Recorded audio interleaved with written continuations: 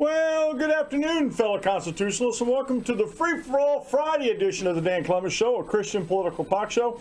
I'm your host, Dan Clemens, your constitutional warrior fighting for your right just to be an American. It is March 16th in the year of our Lord 2018. Remember, we're hyphen-free, PC-free zone. God is still in control, and He does love you. And I'm broadcasting live today from the Hemlock Studios in the sunny, beautiful Central Susquehanna Valley in the great Keystone State. And let me just get a few house cleaning notes out of the way here. If you missed last Friday's show, it was because I didn't do one. I was going to try to upload it. And about the same time, the reason why I couldn't do last Friday's show is I got a community strike on a video, one of my most popular videos to date. And the way, just so you know, and don't get mad at YouTube, I think they need to change things around a little bit more, and I think they're working at it. But if someone flags my video or flags anybody's video for any community violation, their terms of service, stuff like that, they automatically suspend live. If you get a community strike, they automatically suspend your live streaming, and they remove that video from public view until they review it. And I thought that was a little backwards because I believe that's guilty until proven innocent. And anybody, for any reason, can go in there, and it doesn't even have to be a violation of community policies, to get or terms of service to get a community strike. If someone doesn't like you, someone doesn't like your message, they can go in and flag it for a violation of terms of service, and you get a community strike, and then you have to appeal it. And again, I think that process is backwards. It's totally backwards. Because when it came out in the end, when I appealed it, I said I didn't harass. It was the video about 15 things Emma Gonzalez got wrong. And that was that speech she gave like a week after the Parkland, Florida shooting, the school shooting. I didn't harass her, and I wasn't bullying her, and that's what I got a community strike for harassment and bullying. I says there was no personal attacks on her. I was not bullying her like I kept feeding this video to her or her friends or whatever. I just put it out and people were sharing it. I went down through my messages, and there was a couple borderline messages in there, but nothing harassing or threatening or anything like that. And so that's what I put in my appeal to YouTube. I said, I don't understand how this could be harassment or bullying. Well, about 2 days later after the appeal, the video showed back up. I don't even know. Like I said, there's another piece of news I got to give you. So that's. Let me go back over here and see if I got. They probably did shoot me an email, and I just didn't get it. I've been under the weather for the past week and a half, and it's. I've been struggling with new medication. Let me see here. I don't see it, but they may have. Oh, decision on your video appeal. Let me just read this to you. Thank you for submitting your video for appeal to YouTube. After further review, we determined that your video doesn't violate our community guidelines. Your video has been reinstated and your account is in good standing. Sincerely, YouTube team. So the way it works, evidently, YouTube, you are guilty until you prove yourself innocent. And again, that is something that is backwards to me. It doesn't make any sense to me. It doesn't in anybody's world. I wouldn't think that it would make any sense to anybody. But that's the way YouTube's doing it. And so, not that I'm going to tread lightly. I have folks that watch the show. My buddy Dave in Tennessee. My buddy Nick, who's in college right now, he peruses the show from time to time, and they both keep me in line. And there's other folks that do so also that might give me a comment here or there.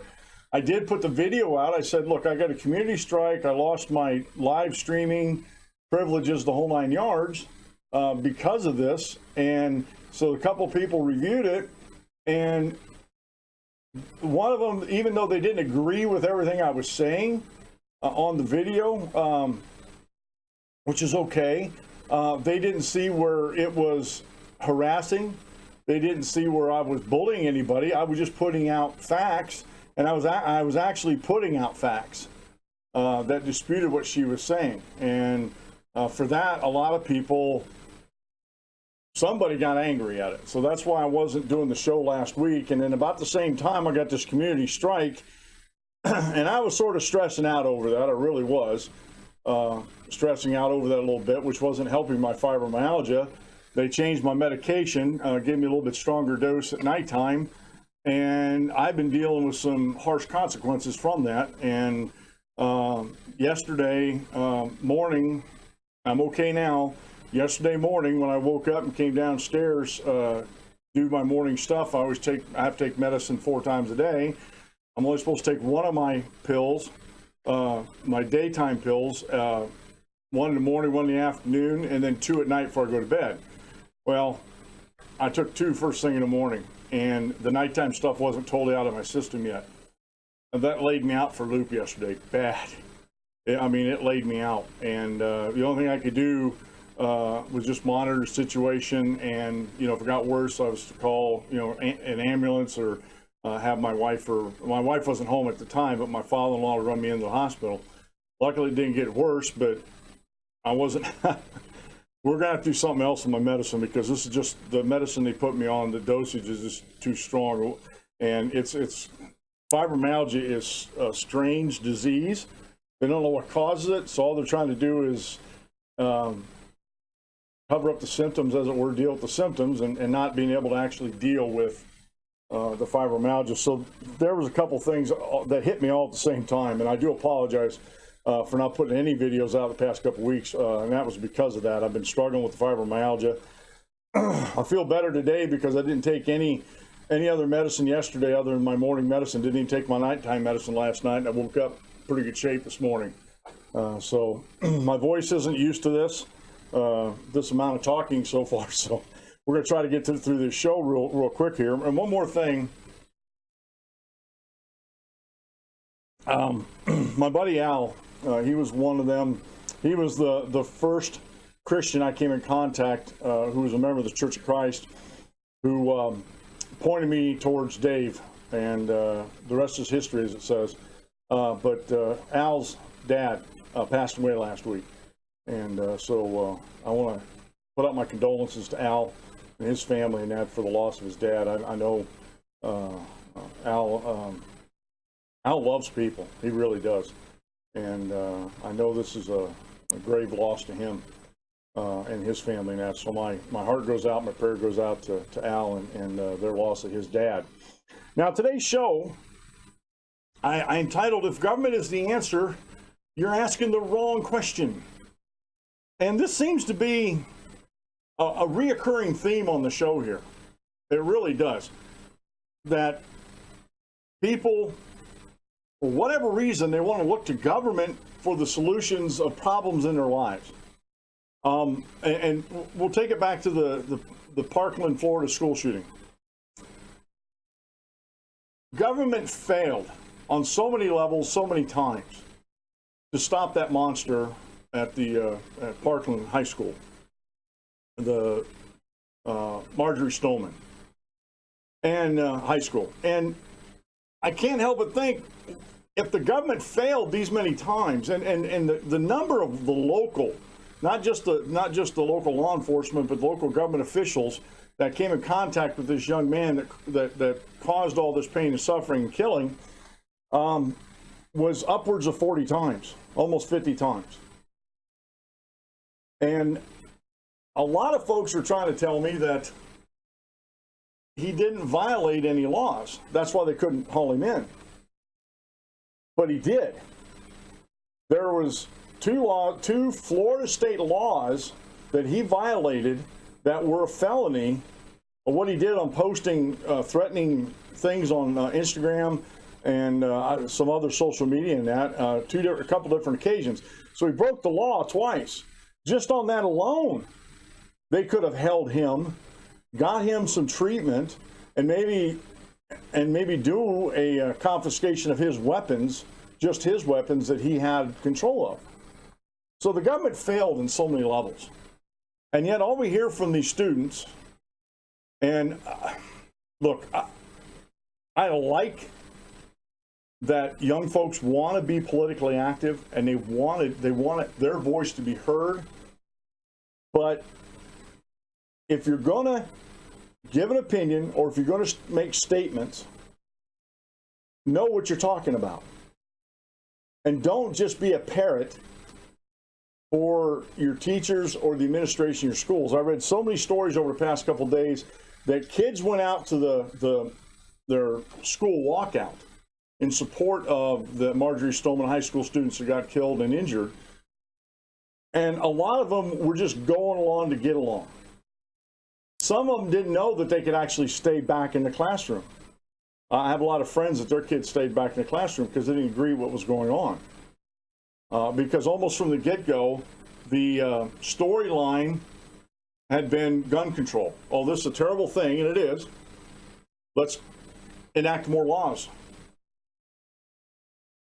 But what will that do? And this is what I challenge people. I got a couple teachers I'm talking with. They think I'm off my rocker when I said it's not a gun issue. We don't need more laws. More laws will not stop evil. Evil doesn't obey laws. Sorry. But laws are there to try to either capture, stop before something happens, or find the evildoer and punish them afterwards. But evildoers, criminals, whatever name you want to attach to them, they don't follow laws. They don't obey laws. And the problem is, there are a lot of states out there, something like 28% of the states aren't reporting something like 60% of their felonies to the National Instant Background Check. I mean, that's a problem. All these liberals want these instant backgrounds, these background checks, maybe not instant. All these liberals want these, and progressives want these background checks. Fine. The NRA actually was the one that fought for this, to get these background checks in. But if states aren't availing themselves of that, and they're not putting these things on that national background check record, then the state's at fault. They have the tools. All they can do is upload it. And folks, trust me when I tell you, in this computer age that we have, there is no excuse. There's no excuse for these felonies not getting on the National Instant Background Check. There's no excuse for the Air Force not forwarding a domestic violence incident and conviction of the Southern Springs, Texas church shooting. And folks saying, oh, we need to put domestic violence on the instant background check. It's on there already, folks. That's a disqualifier. If you're convicted of domestic violence, that's a disqualifier for buying and owning a gun. It's already there. We don't need to make another law for that. We need to enforce the laws that are on the books. Plain and simple.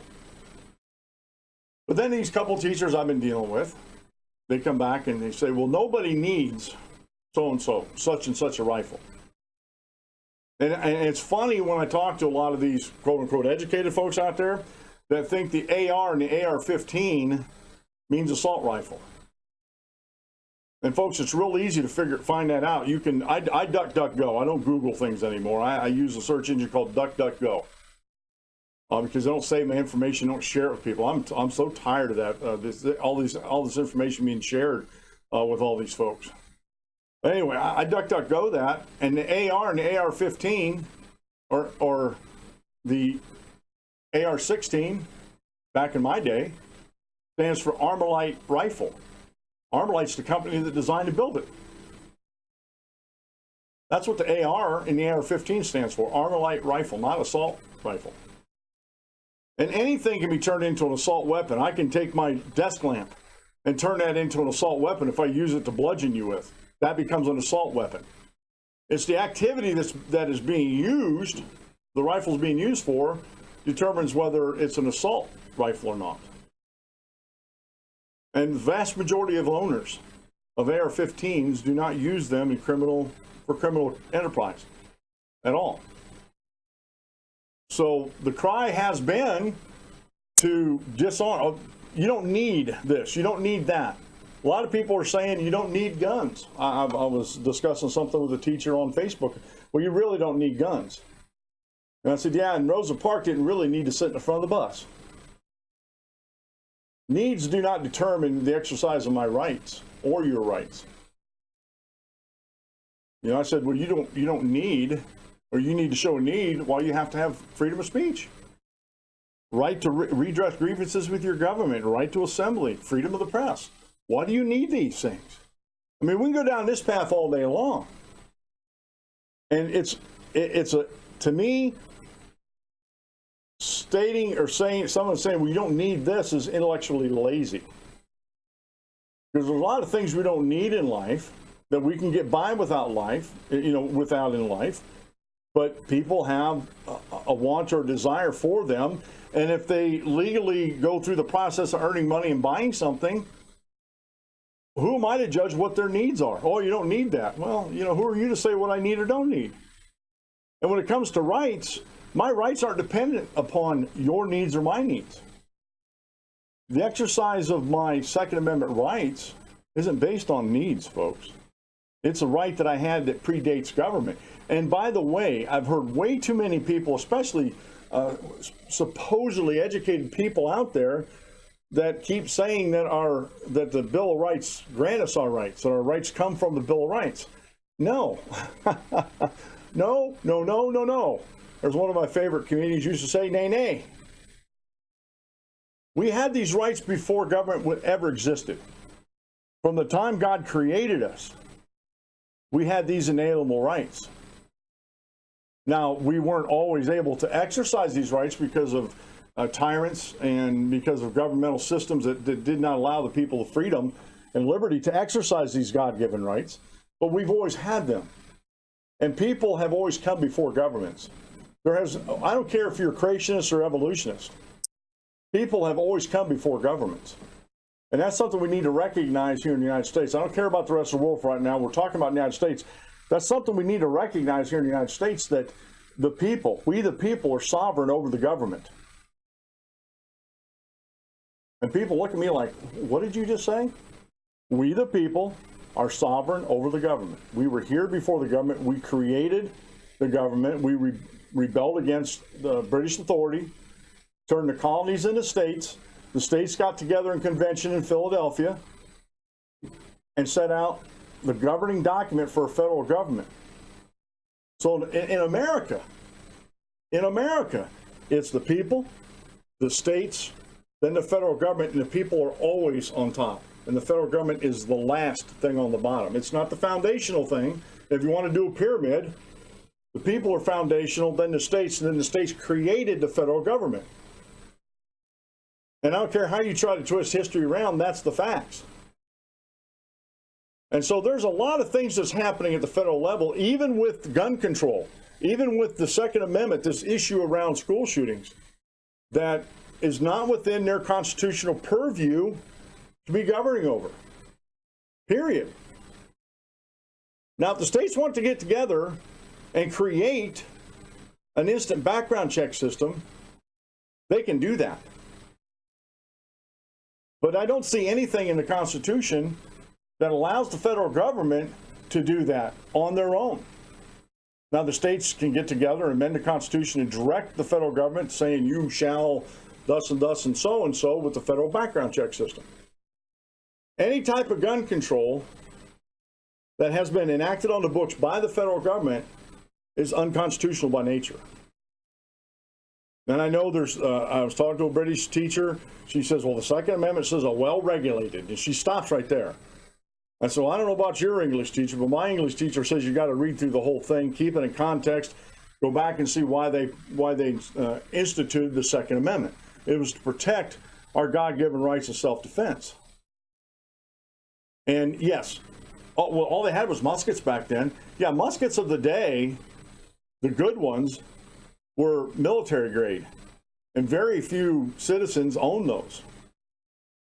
And they were good. They were well built. They were accurate, easy to load, easy to fire, and they were like the best thing going of the day. But as technology increased, and trust me when I tell you, they had an operational patent back in the 1700s for the Plunkett gun, and it was a crank operated machine gun that was flintlock. It was amazing how this thing was supposed to work. So there was ideas on the books already for automatic weapons back when the country was founded. So that argument to me doesn't hold water about, well, they didn't have machine guns or semi-automatic weapons back then. Well, they if they didn't, then they were working on them. They had the ideas, and from what I understand, they did make a working prototype of that. I think the actual first production semi-automatic rifles like 1885 or something like that, but it wasn't in wide use because it was very, very expensive to build at the time. But getting back to my original argument here, it's not a need. My right to exercise self-preservation and protection against anybody that would try to take away my freedoms and liberties are not based on, well, I don't need this or I don't need that. It's a right that I have. And if you want to aggress against me or anybody else, then maybe your need to live isn't as strong as somebody else's need to protect themselves from you. So I'd be very cautious about going to that argument about, well, you don't need this, you don't need that. Because you're pronouncing something of your thoughts, your ideas on somebody else, on what their wants, needs, desires, and risk levels are. And a lot of people want to depend on the government. I've had way too many people, and I cringe when I hear people say this. Well, you know, that's what the police are for. No, it's not. Across the United States, the average response time for policemen is, the average now, is 20 minutes. A lot can happen in 20 minutes, especially if you have armed assailants trying to break into your house, steal stuff, hurt your family, or you're in a store and somebody comes in and tries to rob the cashier and tries to hold everybody else at gunpoint. 20 minutes is like an eternity. I'm sorry, I'm just not going to wait on the police to protect me and mine. Or if I could protect somebody else from a thug, I'm not going to wait on the police. I know a lot of people that share that same feelings and the same thoughts, but they're not going to wait on the police to get there because it'll be all over but the crying. And the one thing that gets lost in this whole argument is that, and they always say, well, good guys with guns don't stop bad guys with guns. I said, well, what about the police? Aren't they supposed to be the good guys? They stop a lot of crime with guns. So that argument doesn't wash. Now, I know what they're saying. Civilians with guns don't stop. But that's bogus too. You ask any criminal who they fear the most. Who they fear the most. And who they fear the most are those that are concealed carry. They don't know if you have a weapon or not. They don't know if they walk into a store, especially in a concealed carry state, and with intents on robbing it, with the intentions of robbing it, and seeing 4 or 5 people in there, they don't know if they're armed or not. And criminals aren't stupid. Some are. But for the most part, criminals aren't stupid. At least they have a working knowledge of saying, you know, I live in a concealed carry state. There's a lot of gun owners out there that have concealed carry permits, and you can hopefully you can't find out who, but you can find out how many. And you weigh those odds saying, you know, maybe I'll wait until there's nobody in the store before I go and rob it. You know, things like that. But criminals fear the average citizen with a gun because you don't know who's packing. And I used to be of the mindset until I was watching some of these, they're not NRA, they're USGCC, something like that, videos. And they were showing several different videos where these guys were open carrying on their hips. They're standing at a fast food counter. The one that stands out in my mind, they're standing at a fast food counter, and the guy walked up and took his gun out of his pocket, and by the time the guy figured it out, he chased the guy outside the store and got shot. He's chasing this guy without a weapon. And the guy stole his gun and shot him. And they showed other ones at different areas where these people are open carry, because they have the right to do so, are having their, you know, like a pickpocket. They're just having their weapons lifted off of them. So after I seen that, I'm like, they make a lot of sense of that concealed carry stuff. Because they can't see it, they can't steal it. Right? But getting back to my topic of the day, if the government's the answer, you're asking the wrong question. Again, the government failed so many different times, on so many, from the federal to the state to the local level, with this young man down in Parkland, Florida, that there's a lot of culpability to pass around. But everything I've seen on the 14th, a couple days ago, was it Wednesday, all the speeches, leave out the riots in Chicago and California, these high school students. I don't know what that was all about. What does that have to do with protesting guns? But everything I've seen, all the speeches that I heard, they're missing a point. And that's why I said these young folks who a month and a half ago, I'm sorry, were trying to be YouTube stars by eating and ingesting Tide Pods.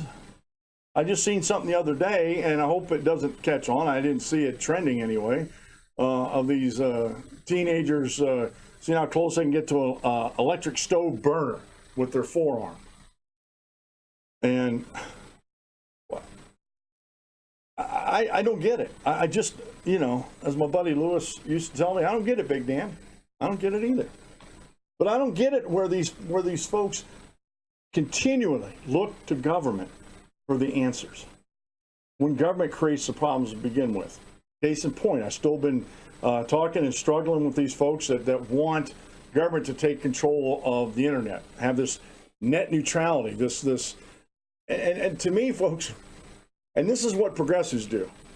They name these different movements or these different things that they want to do with very innocent sounding nomenclatures. Well, we want net neutrality. Well, yeah, everybody wants net neutrality. But what they're really trying to say is they want government regulation on the internet. And I've been still dealing with that. And I've been trying to spark a conversation with this Mike Figueredo on the Humanist Report. It doesn't want to take the bait, as it were, about no one is dealing with the fact that government, albeit local government, created the mess that a lot of people find themselves in.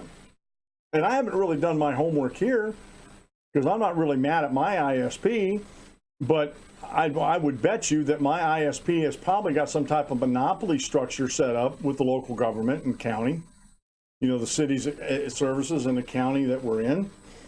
I would almost bet that they do, because they're the only the internet cable provider in the area. And, I got to almost believe that they do have some type of monopoly, but that's where the problem is. You have all these local internet providers, the last mile ISPs are called, that created a government monopoly with the permission of the government to be the only carrier in the area. And then if there's no competition to keep them honest, guess what? They're not going to be honest. But, oh, wait a minute. We got to get government involved in this.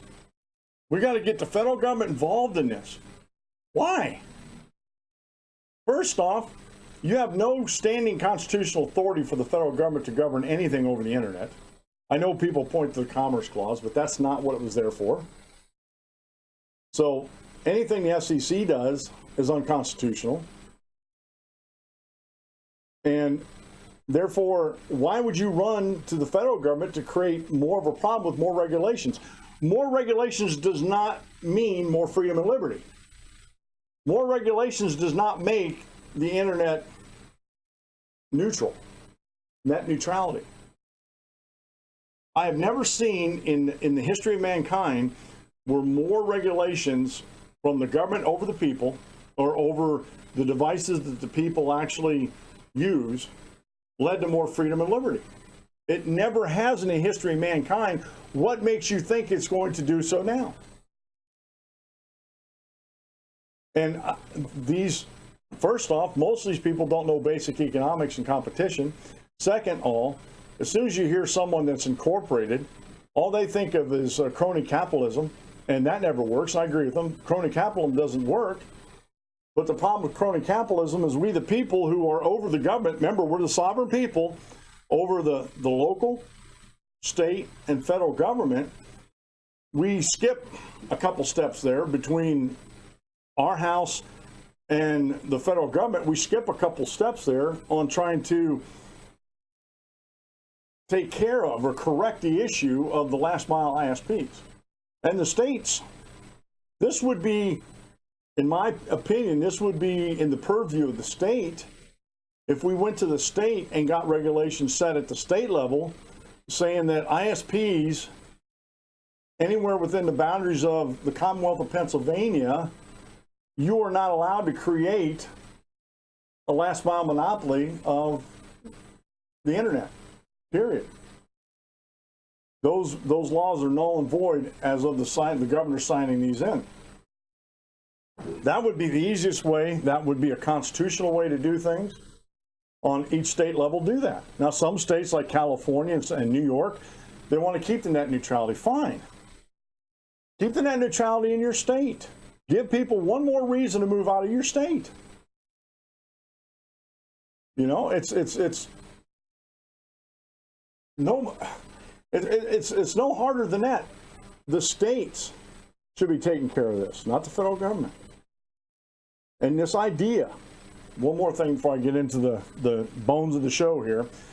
The idea that the oh man, I lost my train of thought there. It's about net neutrality. Oh man, I should have just went with it instead of. I'll get to the bones of it here in a minute. I hate this. When I was going to make a good point there too about net neutrality and the ideas people have about it.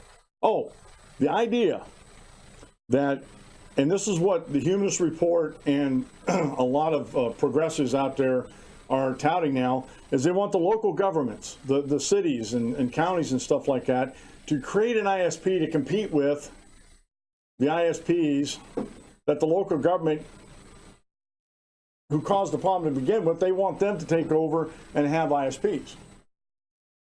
I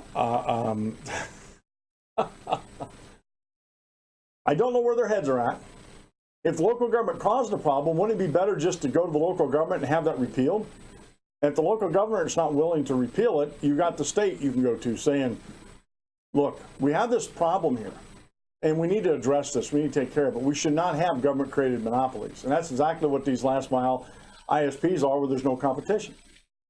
And having the local municipalities take taxpayer dollars to create competition to a problem that the local municipalities created is insanity itself. And they're all mum. All these folks that are for net neutrality on that issue there, I might as well be talking to the wall because they don't want to address it. And they don't want to address the fact that maybe there's people out there who don't want their tax dollars going to that. And just because majority rules doesn't mean majority should always rule. Because you got to do what's best for the people, not just you. And using taxpayer dollars, create an ISP to solve a problem that the local government's created to begin with is, again, insanity. If you think government is the answer to the problems out there, you're asking the wrong questions. You are totally asking the wrong questions, and it amazes me, folks. It just amazes me how these folks actually do this. I don't know what goes on their heads. I really don't. And I know what humanists, government is their God. Progressives, government is their God, whether it's local, state, or federal. And so if government is their God, government can't do any wrong. So government can't be the problem with the last mile ISPs. So we just need to have the government make another solution that's with the government. And you know what? Not that I like Elon Musk, but if he gets all of his satellites up there and we get this mesh internet going, and they're talking about, they've already done some testing on it, and some articles I read that they're pretty sure they're going to be able to get big gigabit speeds over like a satellite receiver and make it the cost comparable to your last mile ISP. Guess what? There's the competition you were looking for. And guess what's going to happen? First, everybody wants, and this is the other thing, everybody wants the FCC to actually regulate this. And honestly, again, I go back to the Constitution. And I think government would do, or competition would do way more, a way better job than government regulations. They really would. And it's just so often we hear these folks talking about this. I just noticed something on my camera, folks, and I don't know if I can fix it, but up here on this corner, it's like, I don't know what happened to my camera. I think my camera's starting to go. When it rains, it pours, right? All right. Today's daily Bible verse is found in the book of Revelation, chapter 3, verses 17 through 19. Because you say, I'm rich, have become wealthy, and have need of nothing, and do not know that you are wretched, miserable, poor, blind, and naked, I counsel you to buy from me gold refined in the fire, that you may be rich, and white garments, that you may be clothed, that the shame of your nakedness may not be revealed, and anoint your eyes with eye salve, that you may see. As many as I love, I rebuke and chasten. Therefore be zealous and repent. You know, one of the main themes, especially throughout the whole Bible, not just New Testament, is this idea of repenting from our sins, repenting from our self-centeredness, that we think that we're the center of the universe and we're not. And especially folks who don't think that there's a God. I mean, Stephen Hawking just passed away, avowed atheist, said that there was no God. And I'm not going to make any jokes about that because it's sad. Here we have a very brilliant man, and by all measurements, he was very brilliant, and yet couldn't figure out that there was a God. And he went to his grave believing that there wasn't. And on the day of judgment, he'll know that there was. And that's sad to me. I don't think it's a joking matter.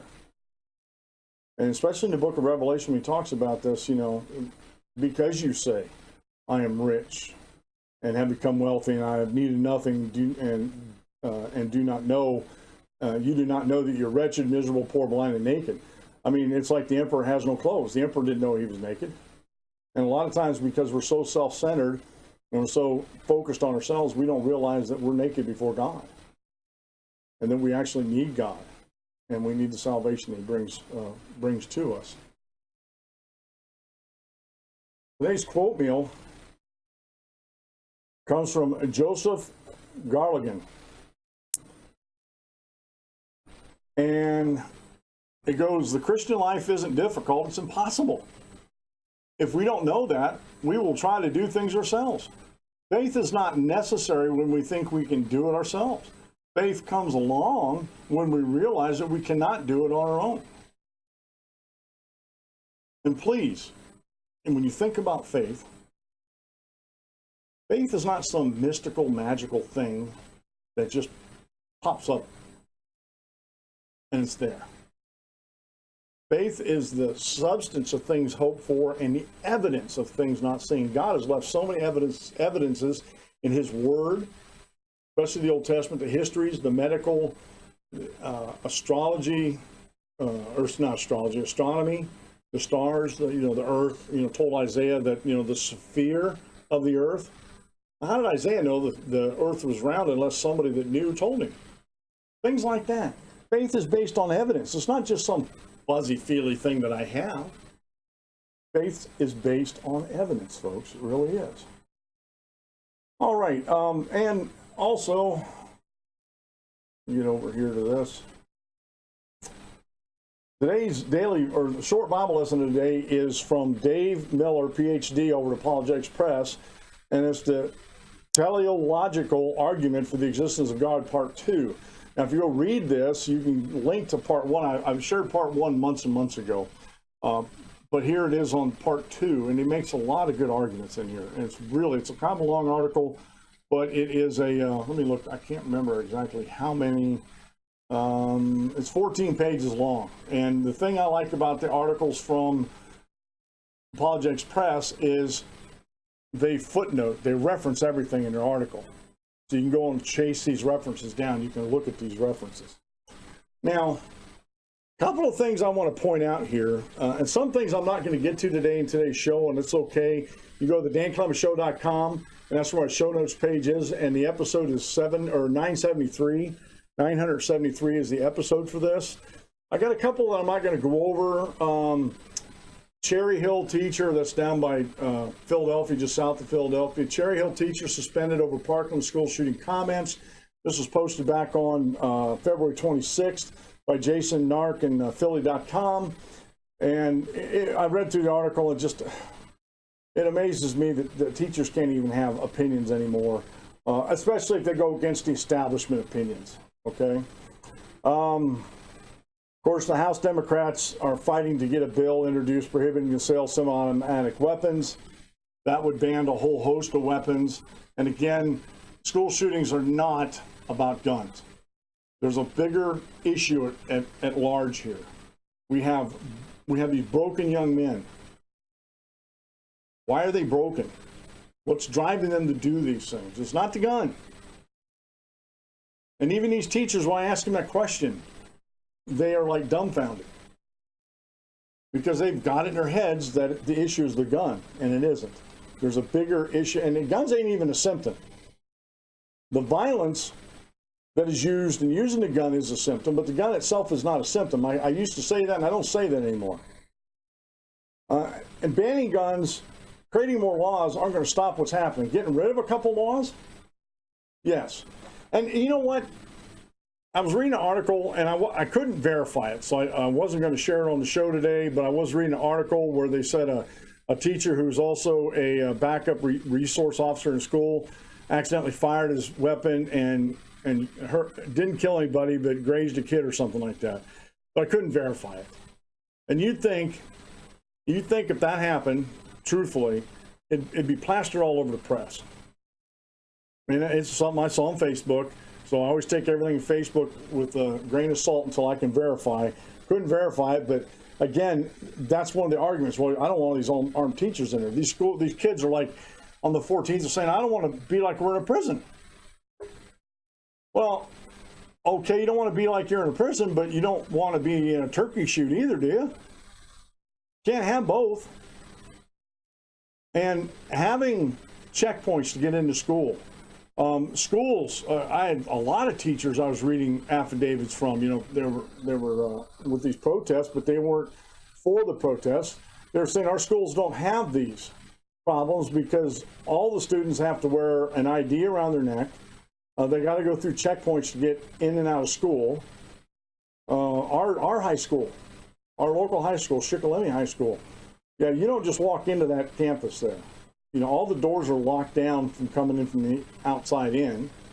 And you have to go, it's not Fort Knox, but you have to go through a few steps to get in there. And they do have resource officers there. So there was a lot of stories about that too, where teachers were saying that our schools are really safe. We don't have this problem. One of the things that I've seen, that I was talking to folks on Facebook a lot, when I was in school from junior high on, even elementary school, but I didn't deal too much in elementary with bullies. I think at one time I might have been starting to become a bully, and the principal and my dad straightened me out real quick on that when I was in elementary school. But junior high and high school, I hated bullies. I really did. I didn't see what was the need for you picking and bullying on a weaker person than you, and I hated that. And so a lot of times we took care of these things on our own, like street justice, and we didn't have the school shootings back when I was in school. And we used to, during hunting season, and I said this before, from mid-fall to early spring, most of us carried our, in Pennsylvania, with shotguns. I carried a bow and arrow because I went deer hunting during bow season. But we never thought about going out and getting our guns. So there's something else at play here. There really is. Oh, this was a good one. This keeps coming up, and I really want to do some research on this. And I found a couple good articles by Elaine Kennedy Moore, PhD. She's a psychologist, and it's a two-part series, The Truth About Violent Video Games and Kids, Part 1 and 2. And although the conclusions they came to were that they felt that it was not a contributing factor to these these mass school shooters, and it may not be, but you can't tell me. And they actually said these in the studies that they need to do more study on this. You can't tell me that the steady diet of violence in video games, music, and movies doesn't have some effect on individuals, especially younger folks who are still, their brains are still being molded, their ideologies aren't set yet, you know, things like that. And so take it with a grain of salt, but they came up with some, you know, that video games really aren't the heart of this. And I think blaming video games and movies for this is you're trying to scapegoat the real issue. And the real issue we need to be looking at is, why are these young men, especially these young white men, that are all fatherless, very unstable home life growing up. Usually the mother is the teacher, no mentors in their life, possibly being bullied at school. There's a lot of other issues at play here that it just isn't a gun. It really isn't. And the final thing, and those are the things that we're not really going to go over in the show here, and I don't have a lot of time.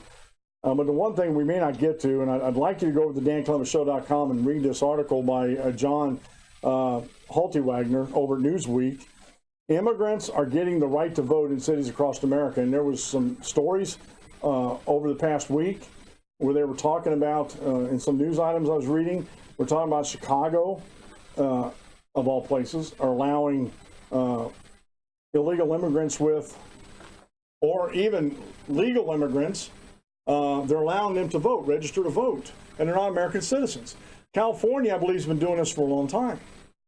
Matter of fact, and I didn't go on to see if something happened out in PA's 18th district today between Sarcombe and Lamb. The Lamb's declared victory, but Sarcombe hasn't conceded yet. Now, I don't know how that works. I don't know how you claim victory when the margin is so close. It's well within the margins of error. And there was a lot of complaints about machines not doing what they're supposed to. The same complaints we've had in the past couple election cycles, that you were pushing for one person and it was coming up to the other person. And mainly it was Sarcombe. They're pushing Sarcombe, but it was race it, try to go back and do it. They'd ask for help, try to go back and do it, and weren't sure if it was corrected or not. So there's a lot of things that need to be taken care of here in this out here. And one of the first things I would see is make sure there was no immigrants, illegal or otherwise, that were voting in American elections. And if that's the case out there, they need to be thrown out. And so there's, like I said, this could be a test case for trying to correct what's going wrong in our electoral process. And the other thing, real quick, side note here, we're going through redistricting out here in Pennsylvania, and Supreme Court ordered it.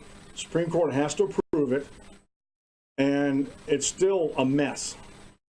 And this could have led to some confusion out in PA 18, because everybody said that they're looking on the map to see where they had to go vote, and here they had the new map up, not the old map. So there's a lot of confusion around PA 18. And we're going to talk about this in the future, about voting and stuff like that. Let America Vote. It's a grassroots organization, a grassroots George Soros supported organization that just every time they open their mouths up, they're lying about something when it comes to elections. And they had a thing about this. Well, Lamb won. What do we? This is just approving the blue wave. Well, they said that about down in Texas too, and it didn't happen down in Texas. Sorry, it didn't happen. I don't think it's going to happen across in the midterms either, especially not with Bernie Sanders saying what he's saying about taxes and stuff like that. Now, this one here, this wasn't actually part of my original show, but I saw this and I had to read it. I mean, my goodness. 500,000 fugitives. This is One American News Network. They updated at this morning at 8:06 this morning. 500,000 fugitive names scrubbed from FBI's national database under Obama administration. 500,000 criminals. That's a lot of criminals, folks.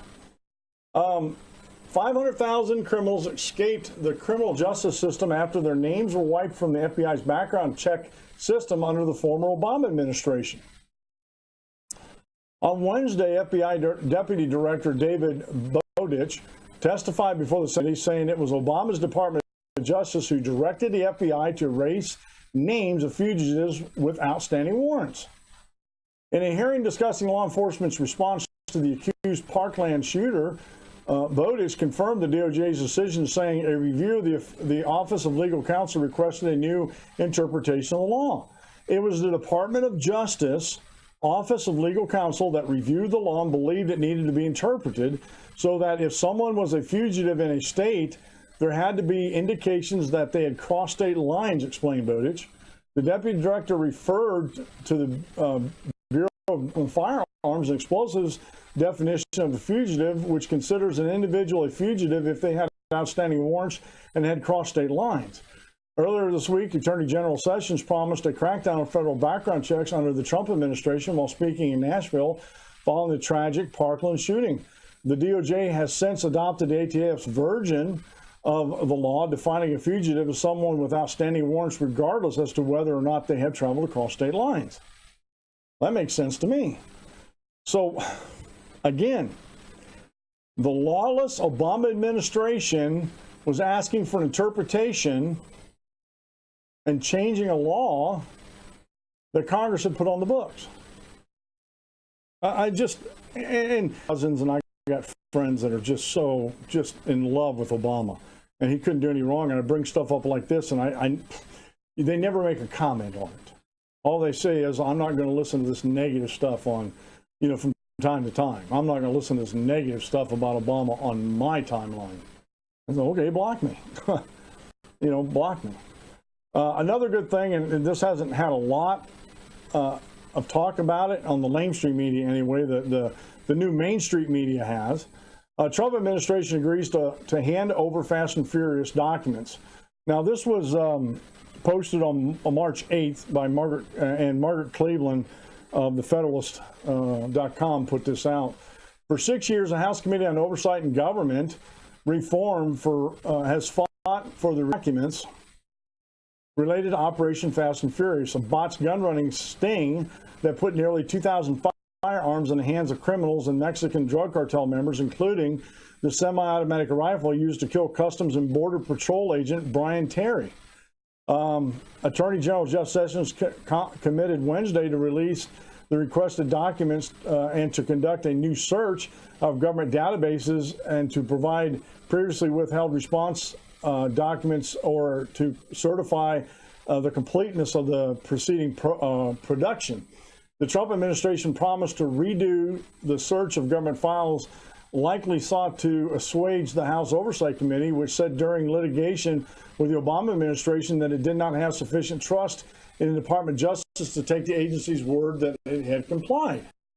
And so, and I haven't seen an update on this yet. They're probably still everything's in the works, but at least it looks like the Trump administration is being transparent for his administration and his administration, which I think is a good thing.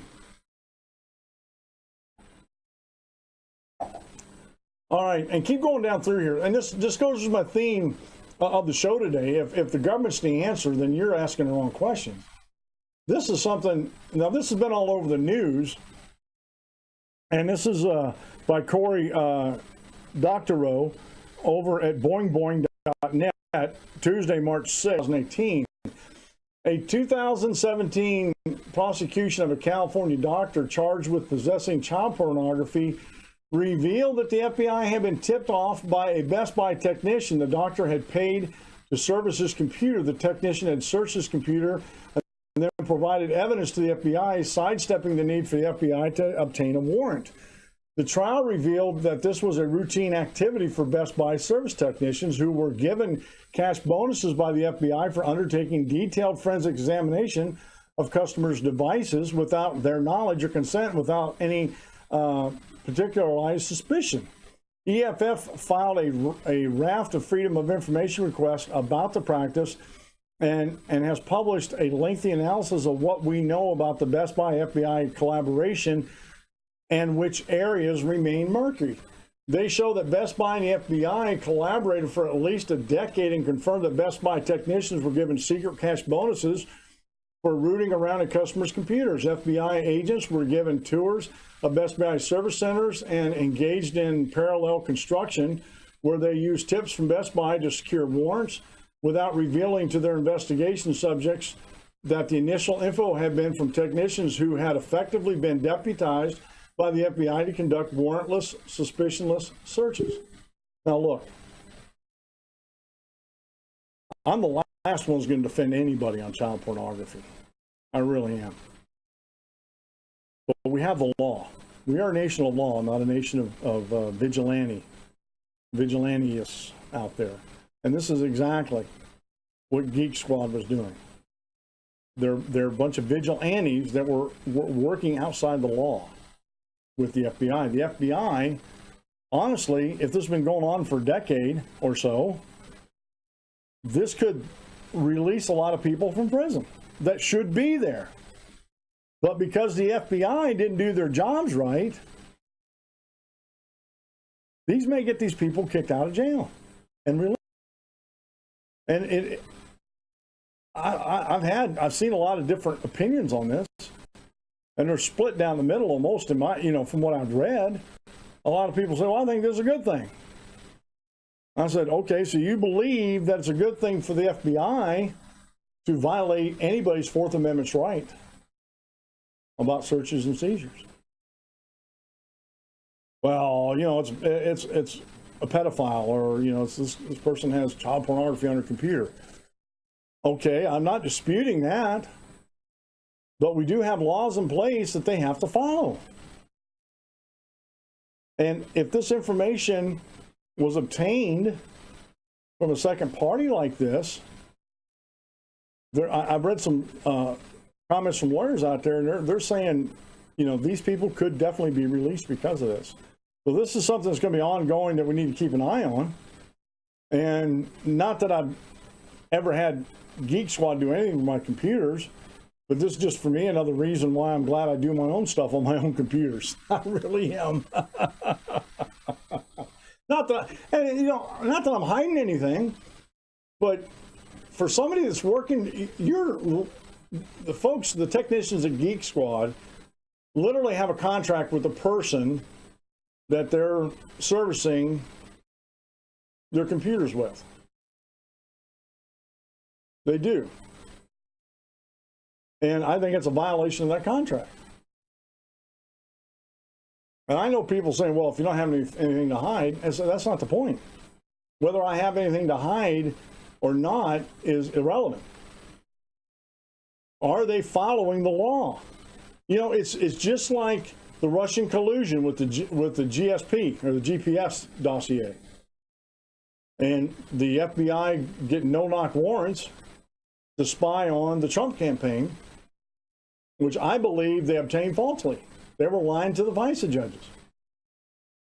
And they're still trying to sort this out.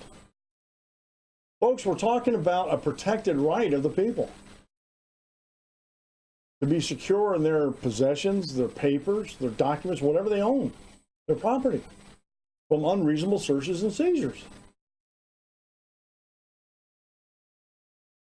Yeah, I want child pornographers off the computer and off the street.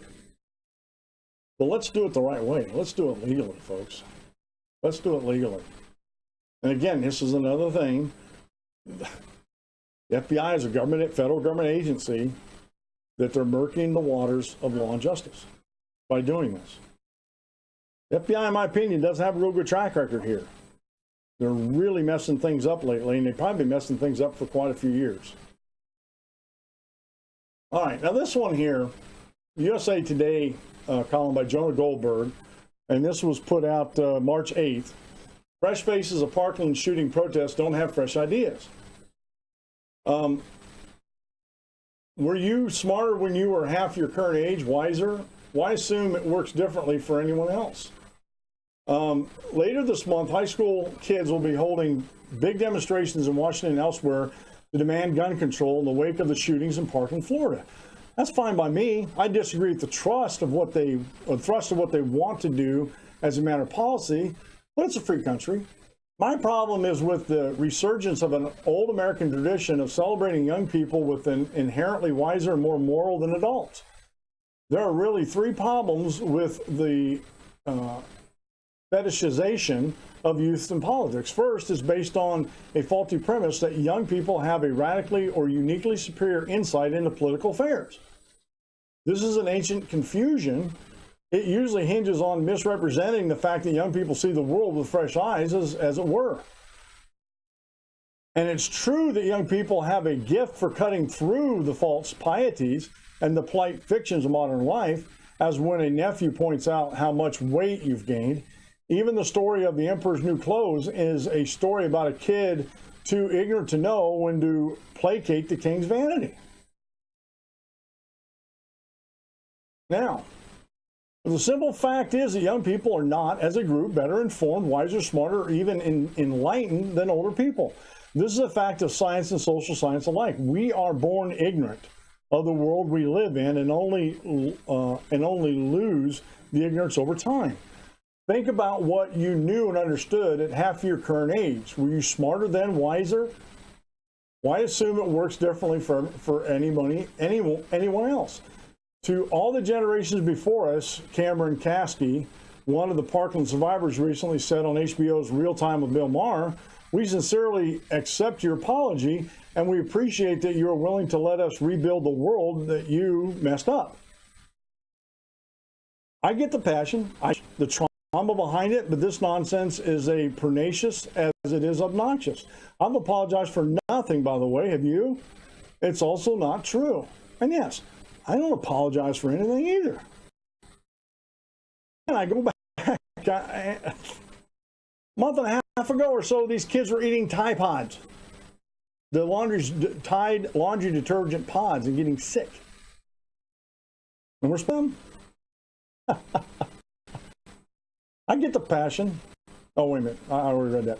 Young people today, are particularly young Americans, should be brimming with gratitude for the world they are inheriting. Lest you think this a cranky right-wing sentiment, let me align myself with Barack Obama. If you had to choose a moment in time to be born, any time in human history, you don't know ahead of time what nationality you were or what gender or what your economic status might be, you'd choose today.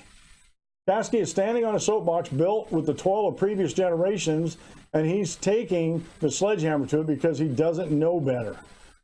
My hunch is that a great many people who take offense at my criticism do so either because of Kasky's traumatic experience or because they agree with him. It's not about the bankruptcy of the past, then about this anti-gun agenda. If not about the bankruptcy of the past, then about his anti-gun agenda. And that brings me to the second problem with the glorification of youth.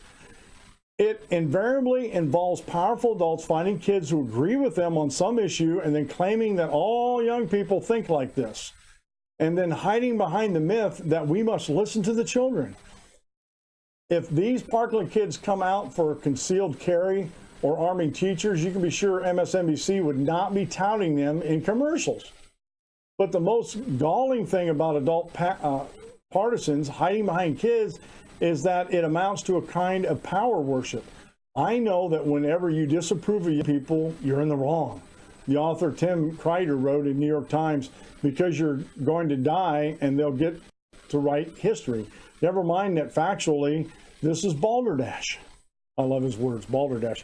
Let me just stop the reading here. And this goes back to something we talked about before here. It's called the fallacy of composition. When you get a couple people that agree with you, and then you just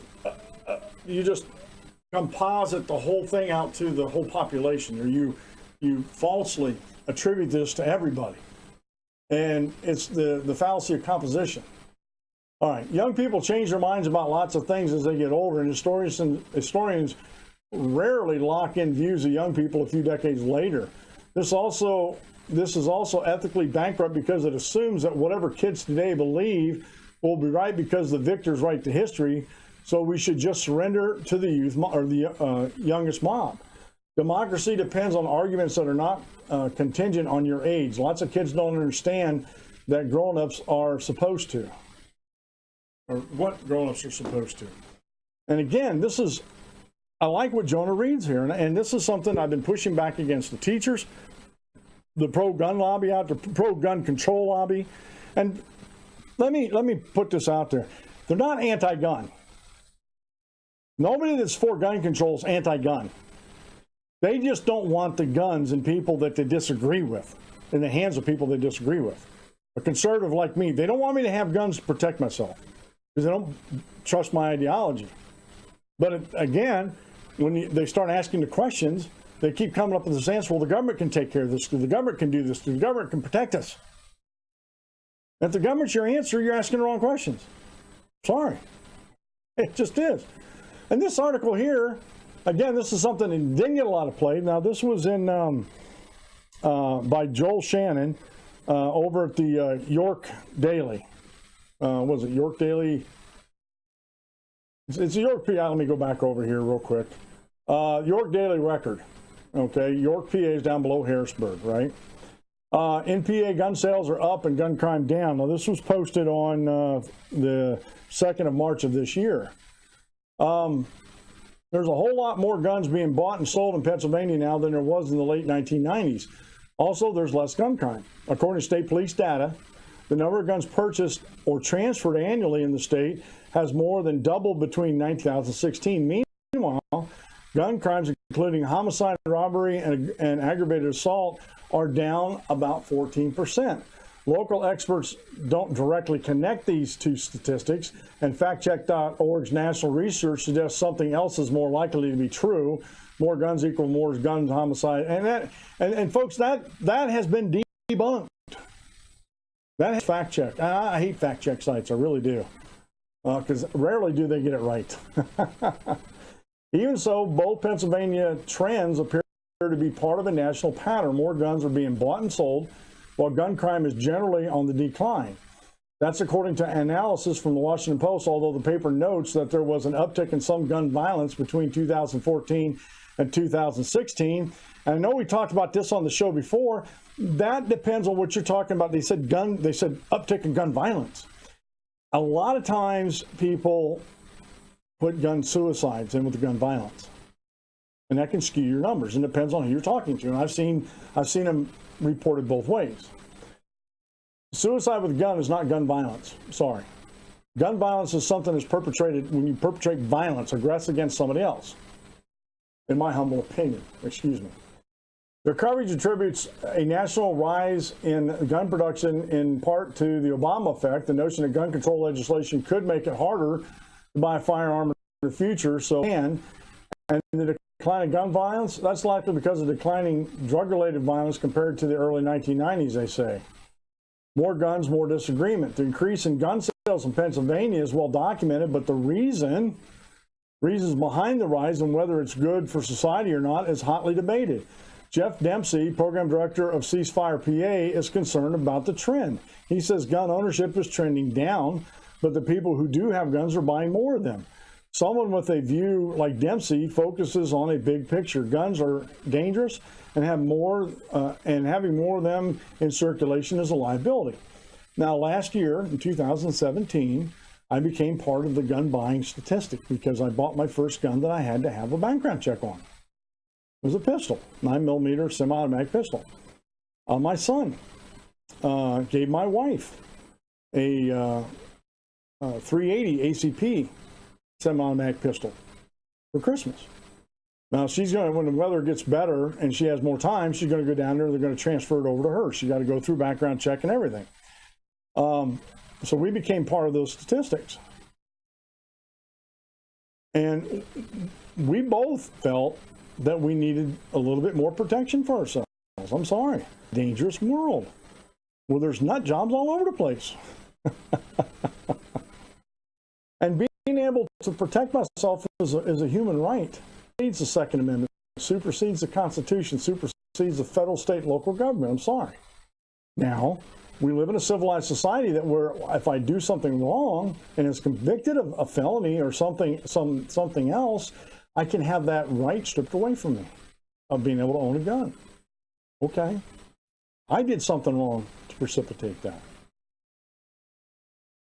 He stresses the potential for harm. Bullets don't discriminate when they're shot at someone. The guns very much are the problem, he said. That's not how the gun industry sees the situation at all. They tend to focus on individual level.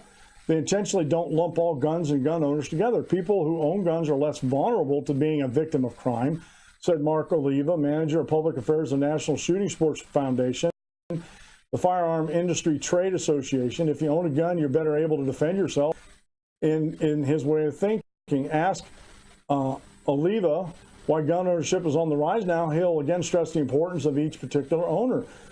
You'd have to ask the individual gun buyers for now, or to know for sure why they bought their firearm, he said. He disagrees with the notion that more guns, saying his industry is seeing a more first-time buyers. He said in time of crisis, more people tend to exercise their Second Amendment rights, or their Second Amendment protected rights. That's the way it should be said. They do it for a variety of reasons, and self-defense is a common one, but really, they don't need to justify their choice. It's their right to bear arms, he said. Less crime and some common ground.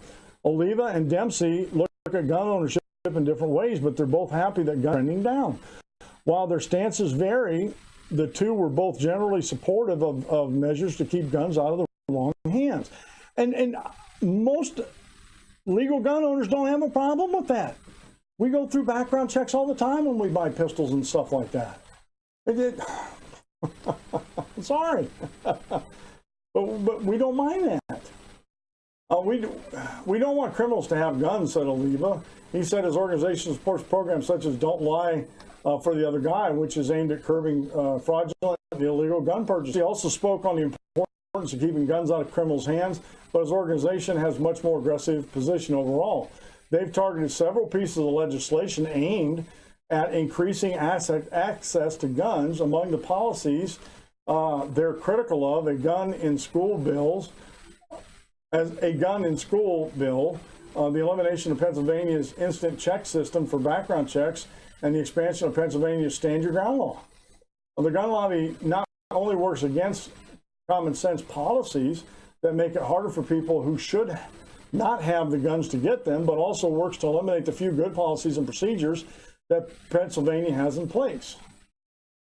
So again, this was a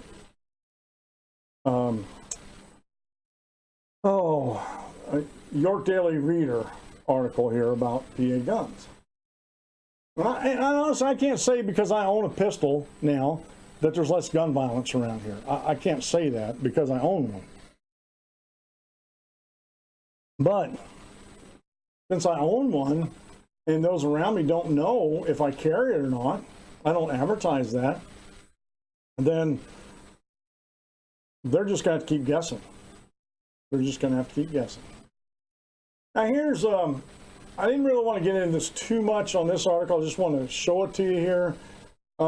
It's by Stella Marabito over to Federalist.com, posted on the 21st of February. 13 ways public schools incubate mental instability in kids. Why doesn't anyone investigate the toxic effects of today's bureaucrat-run mega schools in the wake of school shootings? It's high time we place a share of the blame there. Apologists for these noxious systems continue to shift blame for their failures using the media, various left-wing lobbies, and the kids themselves as programmed mouthpieces for status agendas like gun control. Meanwhile, they keep feeding the beast by mass institutionalizing kids. The correlation between public school environments and the deteriorating mental health of children have been intensifying for decades. We ought to consider how these settings serve as incubators for the social alienation that can fuel such horrors. First, consider how common it is for public high school today to house thousands of teenagers for most of their waking hours for 4 solid years. More than 3,000 students attend the Florida school where the most recent shooting took place. During their time in that maze, kids learn to socialize basically by finding their place in the school's hierarchy of cliques. The sort of pecking order dynamic tends to breed resentment, status anxiety, and social dysfunction. Combine that with the toxic effects of social media, family breakdown, deadly brew. Public schooling is increasingly unhealthy for kids' emotional stability. Let us count the ways. And this is something I've been saying all along. This article here is trying to get at a root cause of what's going on.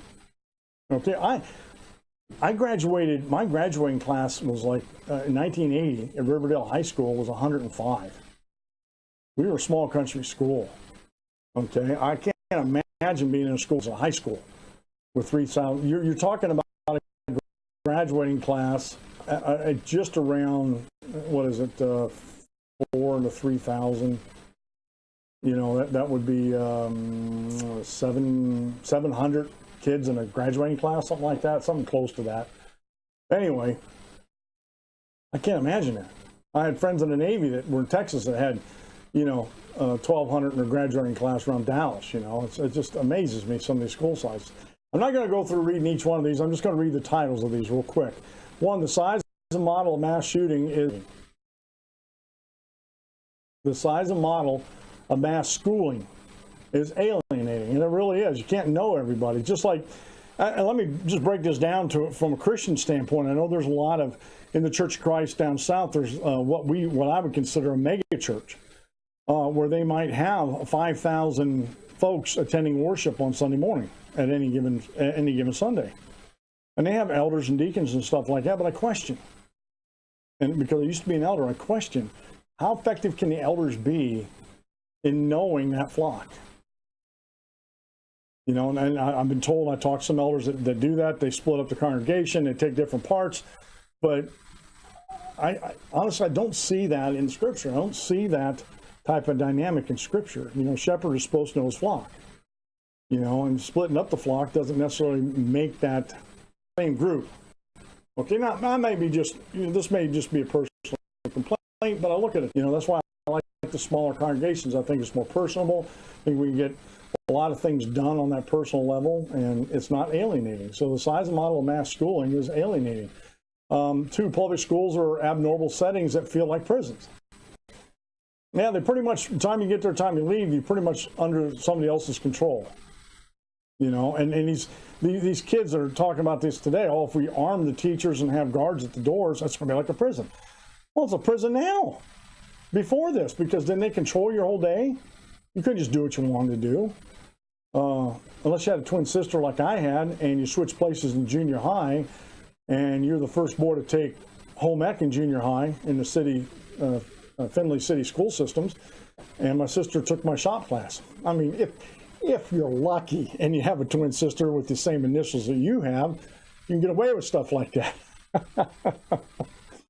But I wasn't, honestly, I didn't feel like I was breaking any rules. I was just breaking stereotypes back then. 3, public schools are breeding grounds for hierarchical cliques. Trust me when I tell you, even in our small high school, we had the jocks, we had the nerds, we had the cheerleaders, we had the, you name any clique, it's in any school, any type of school setting. And our smaller school was nice because I identified with the jocks because I participated in sports, but I didn't act like a jock. I identified with the nerds because I was always into science and math and stuff like that, and I didn't mind being around those guys. As far as women came, I was awkward in high school. I wasn't a ladies' man in high school and stuff like that. Although I had a full-time girlfriend when I was a junior in high school, but there's still cliques within that whole thing. I was a junior dating a sophomore, and you talk about some of the garbage that came my way because of that. Anyway, giant public schools are breeding grounds for aggression. You get anybody in a group like this, there's going to be some bull males, some alpha males that want to assert themselves, and a lot of times the way they assert themselves is through bullying. Now, some of the other alpha males I knew, they were not bullies. And the way they asserted themselves was being helpful to other folks. They were smart, they were athletic, but they didn't use that as something to beat somebody over the head with, But giant public schools are breeding grounds for aggression. 5, school bureaucracy tends to reinforce social pecking orders. They absolutely do. 6, public schools are increasingly politicized. Now, I don't remember politics outside of that.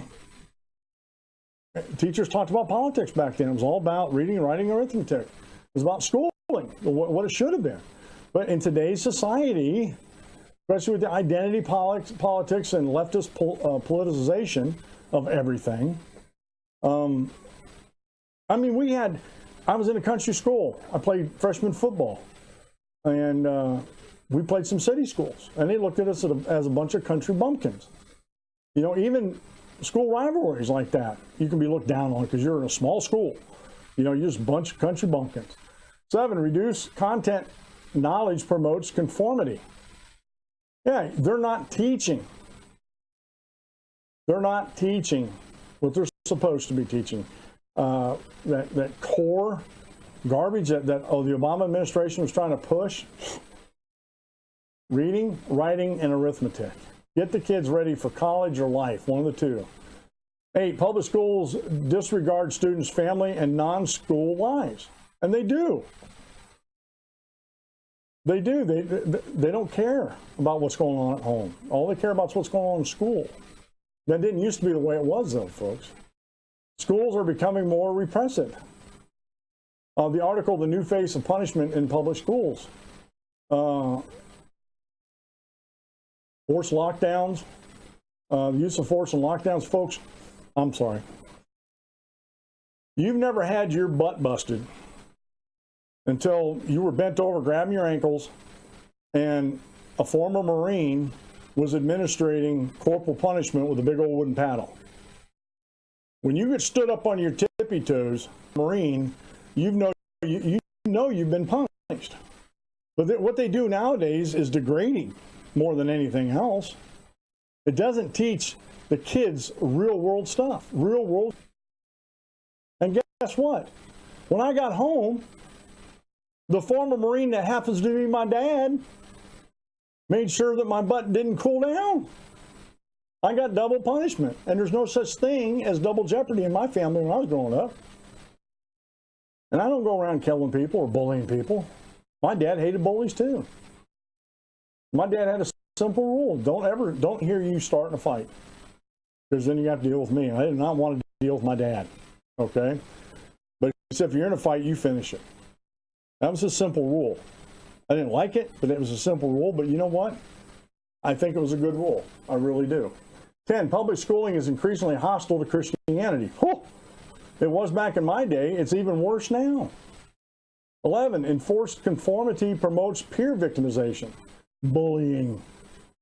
Especially now, you can do it from behind your computer with anonymity and bully and pressure folks into killing themselves nowadays. 12, public schooling stunts personality development. Yep, it's a meat grinder. Everything's conformity. You got to be like everybody else. Oh, you can't be, you can't be outstanding from anybody else. You got to be like everybody else. I'm glad I didn't have to deal with that when I was in high school. Matter of fact, when I graduated in 1980, the Department of Education was just getting started. So I graduated without all that rigmarole from the unconstitutional Department of Education at the federal level. 13, kids with special needs are especially judged as different. Now, honestly, that hasn't changed a whole lot, except in my day, we took care of the special needs kids that were in our classes. We didn't judge them. We understood that they were different and they had issues. But nowadays, I've actually seen it. I've actually had to, when I was in Boy Scouts, I actually had to correct some Boy Scouts about this. Because it wasn't right what they were doing. They were picking on a kid for something he couldn't help. And my daughter's special needs. And I'm sorry, God help the person who picks on my daughter because she's special needs. Because that's not right, and I won't stand for it at all. School refusal clinics increasingly treat distressed children. And it goes on and on and on, folks. It's amazing that our kids are even coming out of school with any sanity at all. One last thing. This one really gets my goat here. And we're not going to get into it too much. I'm already an hour and a half here. Once you go and read this, immigrants are getting right to vote in cities across America. Now, this was posted September 13th last year. It didn't get a whole lot of play. A Maryland city voted Tuesday night to enfranchise non-citizens, the latest in a growing effort to expand immigrant voting rights. With a tie-breaking vote for the mayor, the city council in College Park approved the measure to allow undocumented immigrants, student visa holders, and residents with green cards to vote in local elections, the Washington Post reports. Several other cities in Maryland already allow non-citizens to vote locally. Chicago, San Francisco also citizen voting. The trend runs counter to the anti-immigration sentiment in many areas of the country, but supporters say residents of cities and towns should have a say in how their government operates, whether they're citizens or not. Horse puckies. Horse puckies, they're not citizens. Now, if they're green card immigrants and they came here legally and they're on a path to citizenship, great. But they shouldn't vote until they become citizens. Period. I don't see where that's that hard. The mayor and city council are not deciding national policy. We make decisions about trash pickup, snow removal, and equipment for parks. College Parks Councilwoman Christine Nagel told the New York Times in August, we have shared concerns with our neighbors regardless of whether they're U.S. citizens.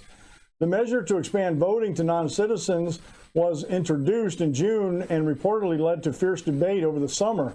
That culminated in a divisive discussion that lasted several hours and featured arguments centering more on the debate on immigration than local issues like sanitation.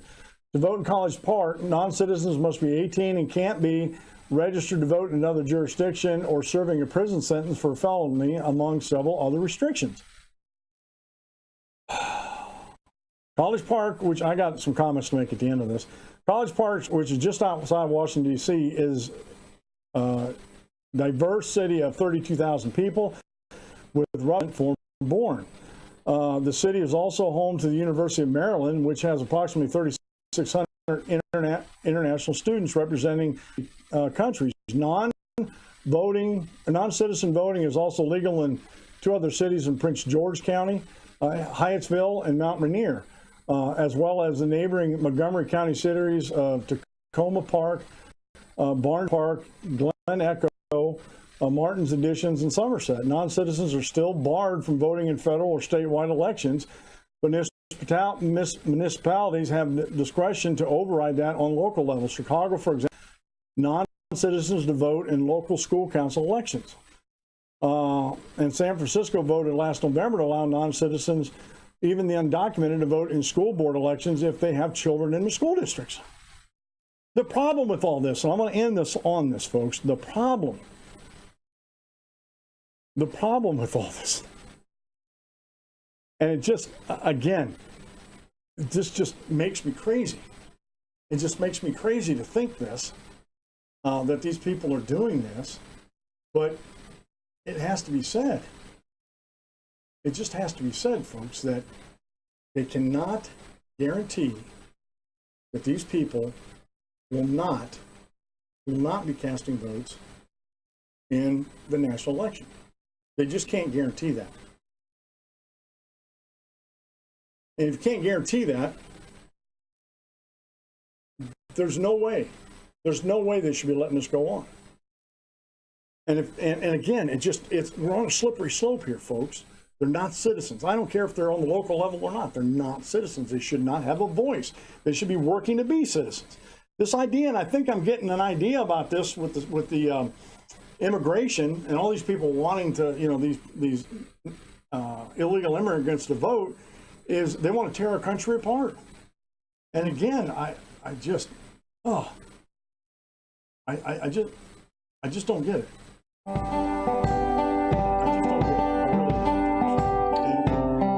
very careful. Well, non-citizen vote, even on the local level, because Be safe.